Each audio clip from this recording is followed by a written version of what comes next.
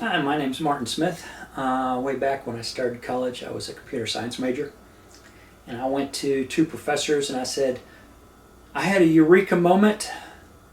I figured out a way to make DOS programs virus free. And they looked at me like I was crazy. Sort of beside the point. But anyhow, I can show you a computer right now that is completely virus free. It's called a handheld calculator. And if a handheld calculator can be made virus free, even one that you program, back then I was using programmable calculators, then it is possible to do virus free programs with the laptop and the standalone home computer. It's capable of doing it for the VAX mainframe system using Unix. And nowadays it's possible for it to happen within Linux. And I'll go over that right now. Okay, I'm going to start this off with an interesting question. If Linux went virus free, would it crush Windows? Let's see here.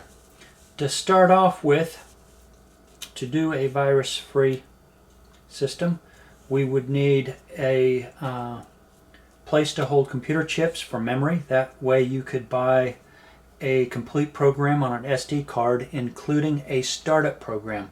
So Linux could be programmed into an SD card, and it would need a card reader within the machine to start up from the SD card for the BIOS.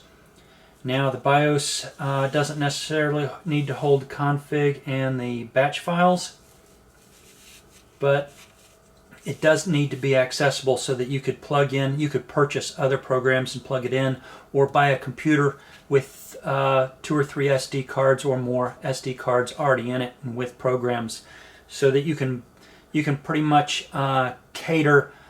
When you go to buy a computer with this system, you can cater it to set up any way you want to, whether you're playing video games or doing videos or office setups. You could buy it pre-set up the way you want it, and you just plug it in and go. Yeah, it'd be like connecting up your keyboard, your mouse, and your screen to your computer. So the basic principle of making something virus-proof falls under your BIOS, and in this system, I'm looking for a basic disk operating system, such as what IBM started. So you have your config and your batch file, which you can only change through your keyboard and your mouse. Nobody can change it through because it is at the root directory.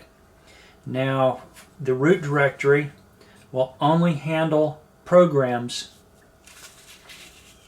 from cards, computer cards. That's the only way programs can be placed into your computer.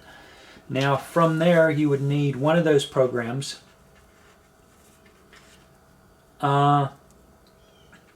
to be able to download.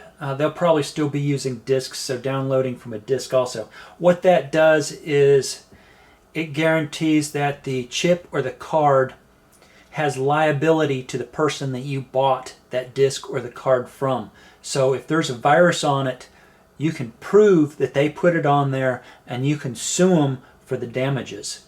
Now, when it goes over the internet, you can't prove anything.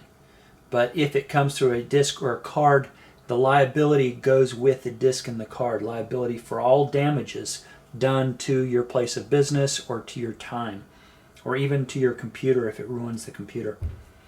So on this system, if you have your BIOS set up so that nothing in any root directory can affect the main directory, then it's a top-up situation, so that I'm going to go with an example of a photography program.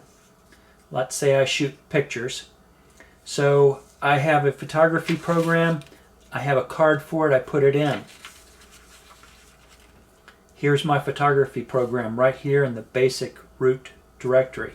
So I'm here, and it automatically goes here for a backup so that I have a either a flash drive or burning it to a disk so that I can burn my files to a disk. So it's going to go photography, backup files, and then my files. So it'd be one directory and a second directory. Now, this photography program is a chip or a disk program, and it is 100% virus free. The second operating system that we'd be going to, Photography 2. Okay, the second photography program that we'd be looking at is, say, one that I got a program from a BIOS, and I wrote my own photography. So the BIOS program came in here, such as C, C++, or C++, or some version of. I think that's about the only thing out right now. And I'm writing a program to manipulate data and files. So that program, it came through this keyboard and this mouse. That means the liability is on the programmer. It goes into the secondary system.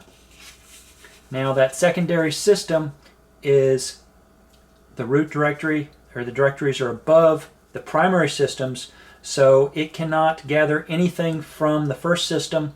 It cannot touch the files. If you want to copy photo files from here to this system, you have to go through the keyboard or the mouse. The third photography program you can get is, you have, again, one of these chips here gets you to the internet. You log on to the internet from program internet. You log on to the internet, you pull up a photography program off the internet, and you download it. It is in a third tier directory. Now, let's say that we downloaded this thing and it has a virus in it. This virus can wipe out this program, it can wipe out all your files. This virus can get to and completely maul. Now, what can happen on this is, through the keyboard or the mouse, you just wipe all this stuff out, clear it out.